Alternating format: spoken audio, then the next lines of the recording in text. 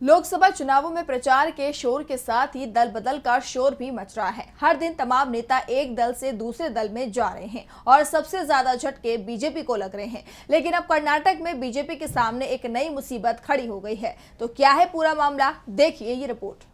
लोकसभा चुनावों के बीच बीजेपी की मुसीबतें लगातार बढ़ती जा रही हैं।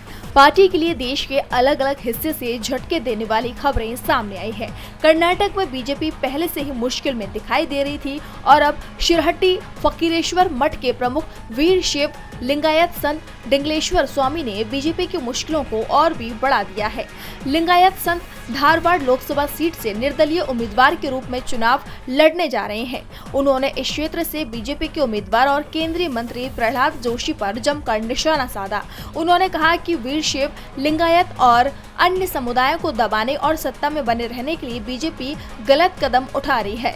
दरअसल लिंगायत समुदाय के संतों ने बीजेपी को 27 मार्च को सम्मेलन कर ये मांग की थी कि प्रहलाद जोशी को इस बार टिकट न दिया जाए। इसके लिए 31 मार्च की डेडलाइन दी गई थी, लेकिन बीजेपी की तरफ से इस पर फैसला नहीं लिया गया, तो लिंगायत समुदाय ने खुद चुनाव लड़ने का ऐलान कर दिया। बता दें कि कर्नाटक में 7 मई को लोकसभा चुनाव के लिए मतदान होना है। ऐसे में लिंगायत संत के चुनाव लड़ने के ऐलान से बीजेपी की परेशानी बढ़ती दिखाई दे रही है, क्योंकि पिछले 2.5 दशक से कर्नाटक में लिंगायतों का समर्थन बीजेपी को मिलता रहा है। पिछले साल हुए विधानसभा चुनावों में भी लिंगायतों की नाराजगी के चलते ही बीजेपी के हाथ से सत्ता चली गई थी और अब एक बार फिर से लिंगायत बीजेपी से नाराज दिखाई दे रहे हैं। डीबी लाइव की रिपोर्ट।